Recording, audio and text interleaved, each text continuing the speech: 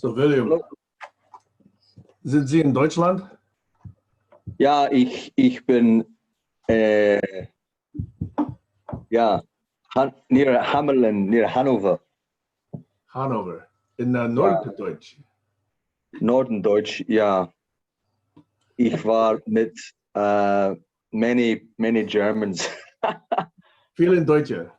yesterday, and after an hour of listening to it, I just got exhausted. So uh, it was nice. There was one guy who took the time to just say, I know what it's like when you can't understand what's happening. So he talked to me in English most of the evening. It was very nice of him. So, but there's about 20 people there, all journeyman carpenters, who'd done their journey together, Yeah. and they'd finished their journeys, and they meet in this big farm, and kids everywhere, family, just very nice, making food together. Lots of traditions, singing, very pleasant. Yeah. And they all speak English pretty well? Most of them do, but they haven't seen each other for some of them many years, so they just spoke in German. Mm-hmm. I sat there, went, ich verstehe nicht. Sorry. Tut mir Yeah, leid. I only took German for a couple of years in high school, and maybe 1 year, I forget, in college. And when I got married, we did a 2-week honeymoon. My ex-wife spoke Spanish, so we flew into Madrid, and I took German, so we flew out of Frankfurt. And all we did was arrange those 2 air tickets and a Eurail pass. That's all we had. Yeah. Okay, no other planning whatsoever. So we just got in, talked to locals. They recommended going to Valencia. They recommended going to Barcelona. Then they recommended going to Palma, Mallorca. Then we went the train to, let's see, we went to, Geneva. Went from Barcelona to Geneva. Then we went to Heidelberg, and then Frankfurt, and then back. And along the way, there was Mannheim somewhere in there as well. So yeah, that was like a 2-week trip, just completely ad hoc, just talking to friends. And oh no, there was only one stop that we had. A friend of mine had a girlfriend, or actually his ex-wife, whose parents ran a bed and breakfast place in Donautal in southern Germany. Beautiful, beautiful place. Beautiful place. It's just like storybook, children's storybook kind of pictures, trees, rivers, mountains. And then, so that was a pretty good trip. That was 29 years ago. Jesus. 29 years ago. 29 years ago. Yep. Yeah, I like. There's something very wholesome about it. I'm on this farm. I'm with Sebastian and his wife and their 2 kids who are 2 and 8 months. And there's another brother who does his own thing. He's a tree surgeon. And then Sebastian is teaching me how to use the wood turning. So I've made this for my son. He asked for a ball. It's not really a ball, but it's ballish. And I've made one of those honey things that you dip honey in with. Yeah. And it's very addictive. I could become completely addicted to making things out of wood. It's great. In fact, this friend of mine who had the ex-wife whose parents ran the bread and breakfast, he is a wood carver. He carves lots of little hand-sized wood carvings, pigs, chickens, horses, owls, that sort of thing. So he does a lot of, so that's how he just has conversations. He always keeps his hands busy with knives and wood. And other than that, he's conversing with people, Yeah. Well, there's a, hang on a sec, there's a,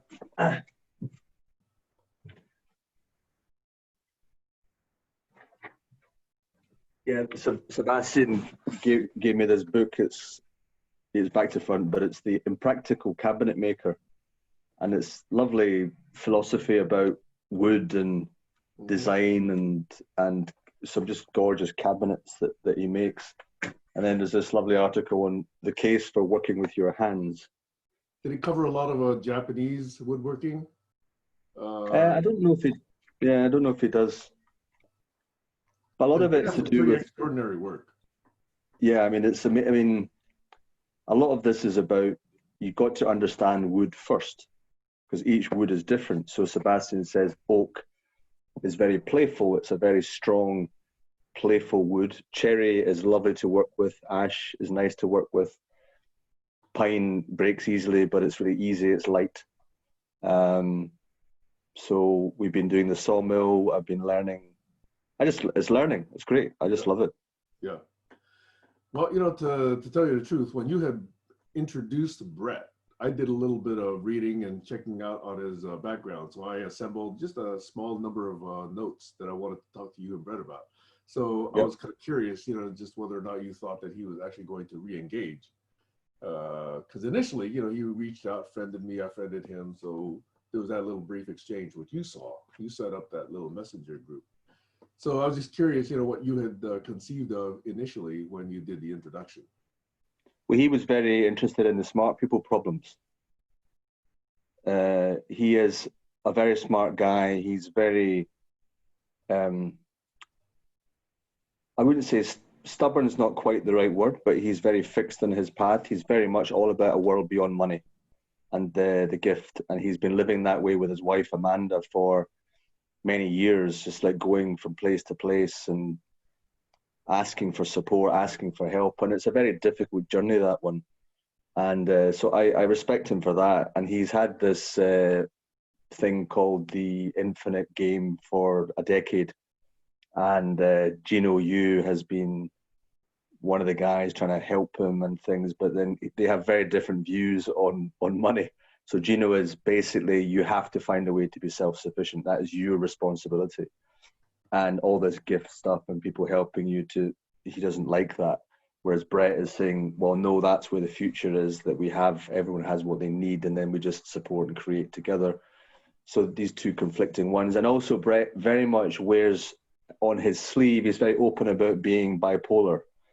So he's tried to be involved in all sorts of things and help with mental health and things like that. And he occasionally, as he drifts, he disappears, he comes back, he changes his plan every week. So he's focused entirely on videoing people for his infinite money game, whatever this is. So Okay.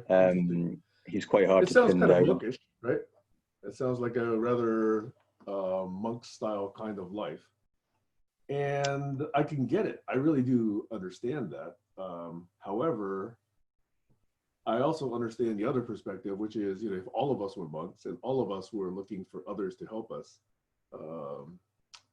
somewhere the food needs to be raised and harvested and cooked and passed out, you know, distributed is a strong word, but at some point there's got to be some means of production rather than just looking to others to supply needs.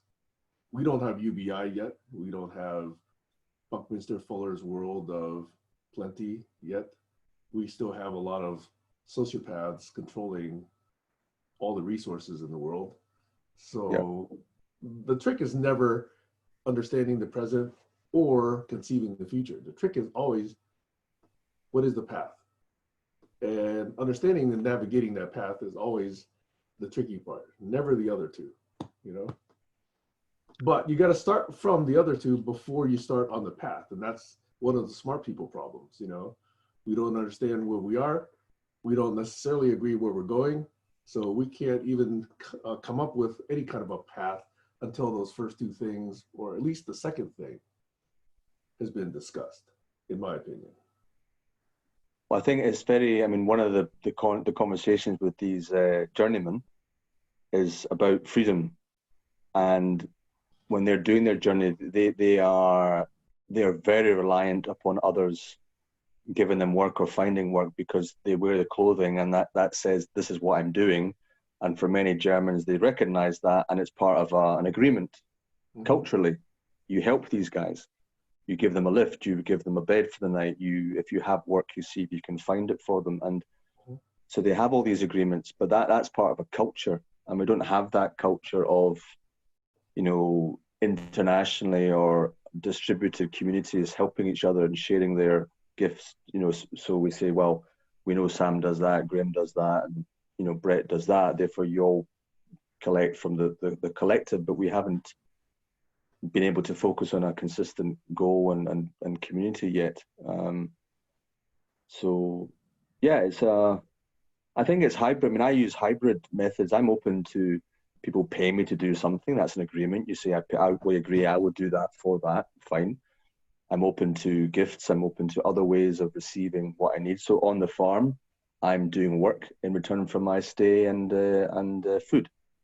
And then there was coin work, as they call it. I quite like that. When we cut 8 oak trees over the course of 5-6 hours, I'll be paid for that.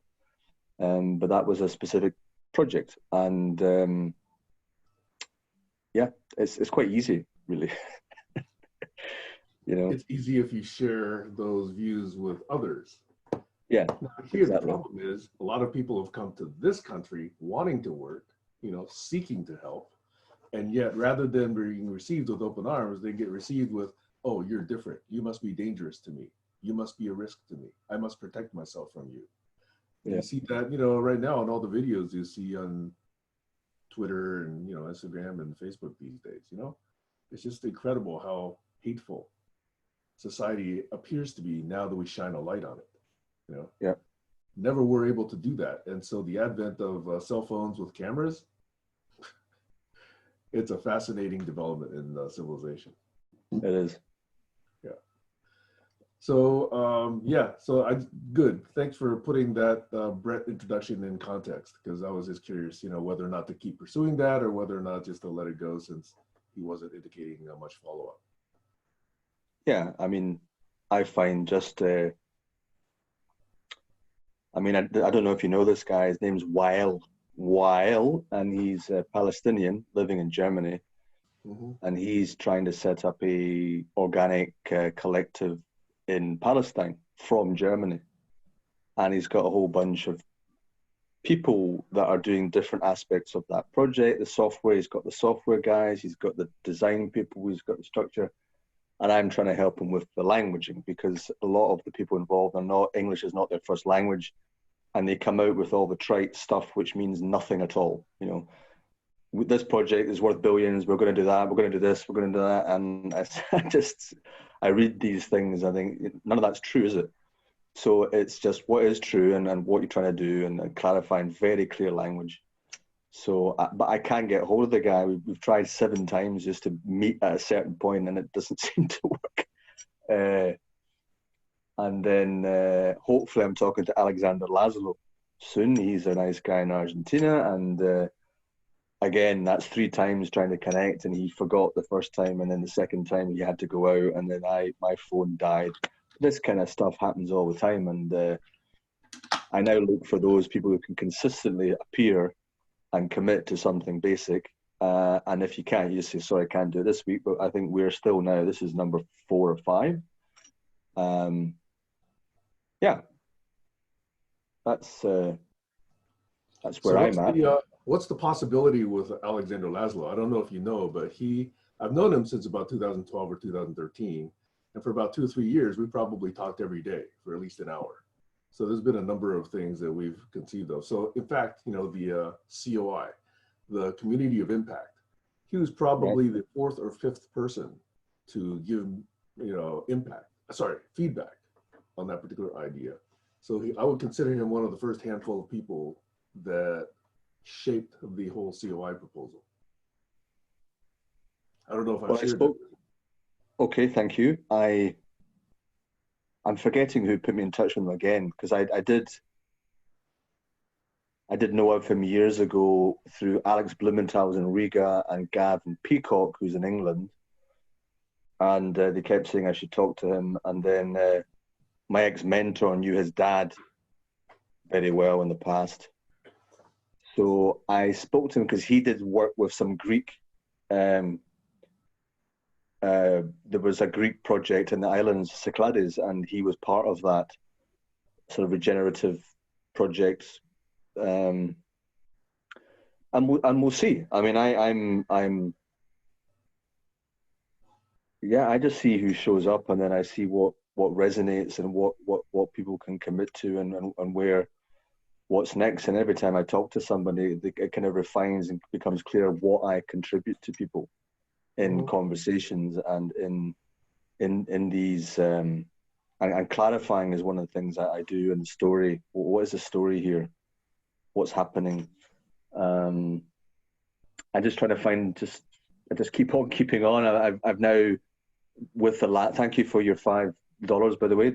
Every little helps, and I'm slowly moving towards a deposit for that. And having land really, it makes it really easy for people to understand. Somehow, as soon as you say I've got land, it grounds everything else, and you can ground it in that. So over the years to come, building a centre, building a place where people can come, having a regenerative culture, growing trees again, growing food, building walls, learning Greek, all these things are part of a journey now that make it easier for people to understand. So it's interesting what you say about land, because there's been a number of things that I've been trying to percolate and define. However, I found that in the last 2 or 3 weeks, I talked about one of my crystallization kinds of projects, which is something called Teen Congress. So I wrote up a blog entry on it. I sent it around to a few people, including some teenagers. And better than that, I found that the domain teencongress.com was still available. So I snatched it up. Now, the minute a domain becomes available and you say, I've got this, to me it feels, although you may not agree, it feels a little bit like I have that plot of land. I'm going to build something there. I have this domain. I'm going to build something here, right? It's a different feel when you actually get that plot of land, quote unquote, in cyberspace, and you stake it out and you sort of say, this is what I want to be able to do. And just in brief, since I don't think I've mentioned it to you, have I? Stop me if I have. But the idea is to gather 435 or 535, whatever corresponds to, number of kids willing to do this, / number that equate to the number in the US Congress, okay? I want to give those kids a platform. I want to give them a voice. I want to give them issues like consent or Me Too or Black Lives Matter or taxation or voting rights or sex abuse or whatever, okay? And say, okay, take a month or two. What would you do if you were the Congress of the United States? What would you pass as legislation? And what I want to be able to do is take one of those, or however many we actually managed to go through, and say, here's the bullshit coming out of Washington. Here's what Teen Congress is coming out with. CNN, what do you make of that? ABC, what do you make of that? CBS, what do you make of that? Daily Mail, what do you think of that? And sort of take a look at the AB, because I will bet most of what I have that the teen recommendations will make more sense than what's coming out of Washington, D.C. Yep. And that's what I want to be able to do. So get them into a way where they feel that they have a voice, because they feel so victimized by older generations now that they don't even, it's not a surprise that the suicide rate is going up and the dropout rate, from society is increasing because they feel like they've got no impact. They got no power. All the money is, sucked up in offshore accounts by billionaires and trillionaires. So what are they going to do? Work $15 an hour? What is that going to take them? Where is that going to go? That's not going to lead them to their plot of land. I'm not even sure that'll lead them to their domain on the internet. It takes $15 just to register that thing. Yeah. So I really want to be able to get this intergenerational conversation going with the younger generations who will be in the future, and we keep saying people are a future, but we never actually engage with them. We always have these usually old white folks in Washington, D.C. thinking up, new ways for young people to die in wars. And that's the crap that's coming out of Washington. So anyway, I remember, part of my background from 2008 to 2010, I worked in schools in the UK with teenagers. So I saw 10,000 kids in 2 years. And one of the things I did with them was invent any kind of object or thing that you can sell that's going to benefit whatever. And I was always surprised by the brilliant stuff they come up with in their groups. They're not very good at working together, but they don't really get that idea. And I kind of helped a bit with that. But the main thing was that they created something and then gave a little advert or TV advert for it. And I just always remember this group of kids that came up with the I don't know machine. And I said, the I don't know machine was basically in school. If you don't know, you just say I don't know. You press the button and it gives you the answer, which is basically the internet. But this was 2008, and they were great. You know, they have so much. They're not fettered by failure or that won't work, and they haven't been trained into skepticism and cynicism. So they've got that freshness to it. And if they could get that support, and this is why I believe Peter Thiel is now changing his focus of investment towards younger people, to find, identify kids in late teens, early 20s who are likely to be thinking in different ways and doing things different. So he's an interesting name. Yeah. I mean, he's an entrepreneur. He's a VC. I believe he's a Trump supporter. So if he's that, what is he likely to teach the young kids? That capitalism works? That greed works? You know, I'm curious though to find out more. Well, I've got a friend, David, who's now part of his investment group. I don't really know the ins and outs of it, but I talk to him from time to time, and I'll find out, because one of David's projects is, and this is Gino Yu actually, it was his idea, and David, because David knows a lot of high net worth people, he's going around talking to them, is that there's so much locked in assets of these billionaires and millionaires that should be flowing to the younger ones. That's the whole and point. why not? It's not why helping not do it? society right now. Yeah. It's collecting So why not interest do and that? siphoning assets off of society. Yeah. So why not do that now? Your legacy, you find young people, you in a way you not liquefy, you get that money moving out of, you know, their retirement to or currency. You make it move something. in a current, you know, which is what it was for, you know? Yeah. Way back, I don't know if you remember, I don't know how many years ago, the US automobile industry was struggling. And eventually, through some stupid idea, about $785 billion was spent, you know, basically bailing out the auto companies, okay? And unfortunately, those execs still got billions in bonuses, and you know their industries are still not leading the world towards a more sustainable life. You know, and I was livid then, just as I'm livid now that you know $500 billion is going off to Trump's cronies and families and friends. So I was thinking then, you know, suppose we just took a fraction of that. Okay, just take 100,000 or 1 million, whatever the number is, of teens or 20-year-olds, and give them each $1,000. Okay, so that's what, $10 million right there. Tell them to come back in 1 month and tell us what they did with it. Take the best half. Okay, take 500,000 of them, give it another $5,000. Tell them to come back in 3 to 6 months, and let's see what comes out of that. Take a half of them, 250,000. Give them $10,000, have them go away for 6 or 10 months, and have them come back and then see where they go. I think starting from a base like that and spending even half or less of that $785 billion, okay, would lead to better ideas, better industry, better engagement, you know, better sustainability, better social structure and social value creation than $785 billion just to 2 or 3 failed business models of the whole auto industry. I just, you know, can't, in fact, talking about it, I'm livid again about how stupid that idea was. And those are, you know, taxes, you know, I and my friends pay. What are we getting out of that? Nothing. Those execs are getting bonuses. They're getting early retirements based on that shit. Yeah. And now they're talking about taking away our Social Security. Boy, you know, don't get me started. Sorry, you already got me started.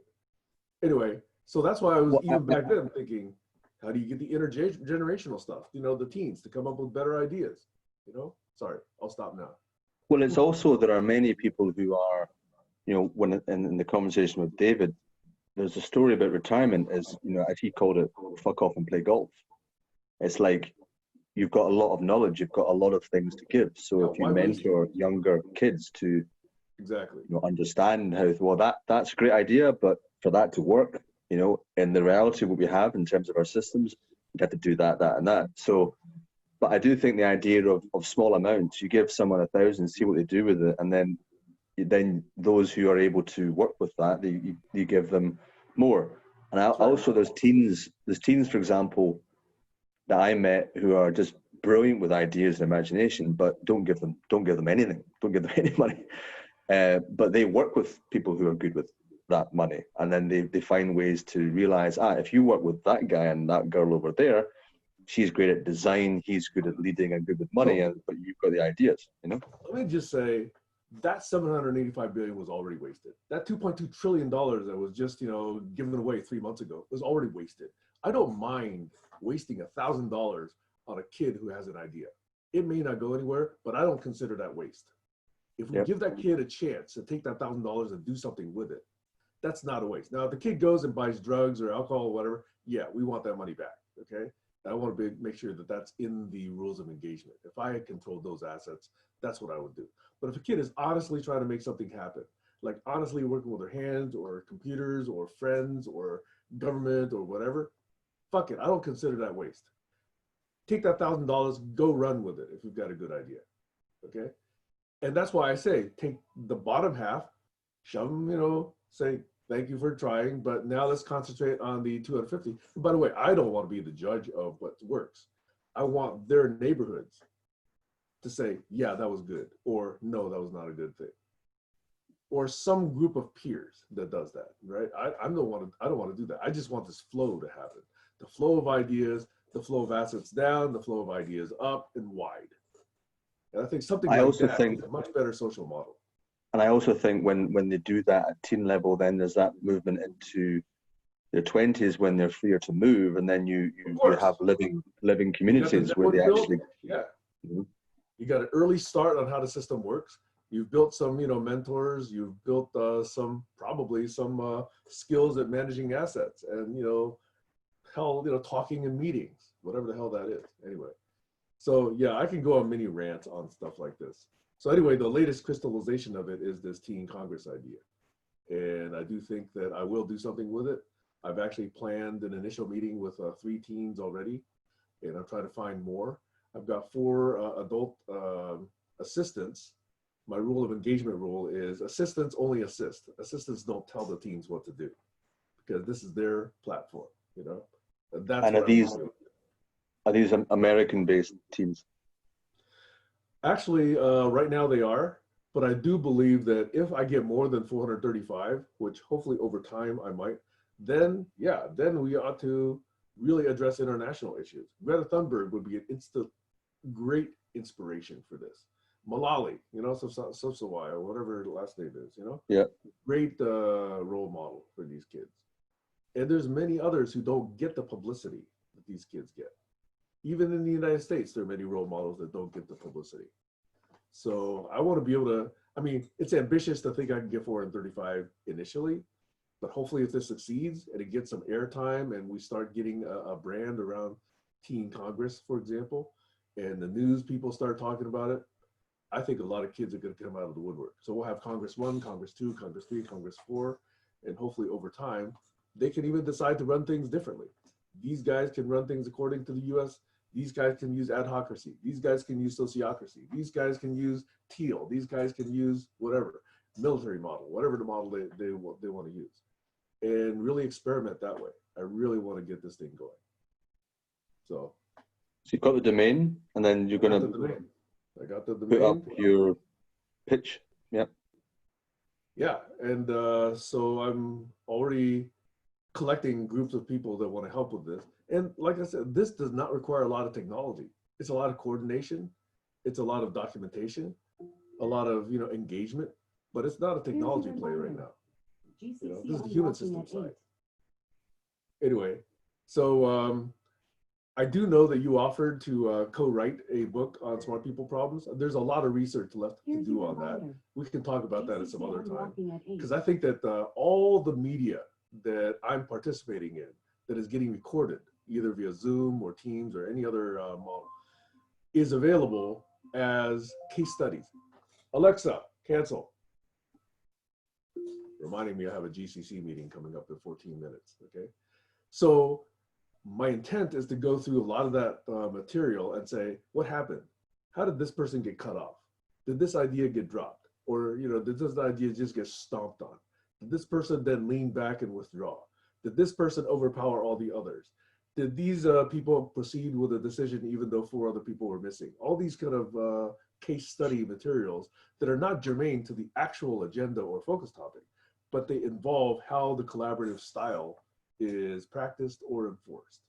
And that to me illustrates a lot of the smart people problems in support of this broader area I call collaborology. So that is my plan right now for generating material.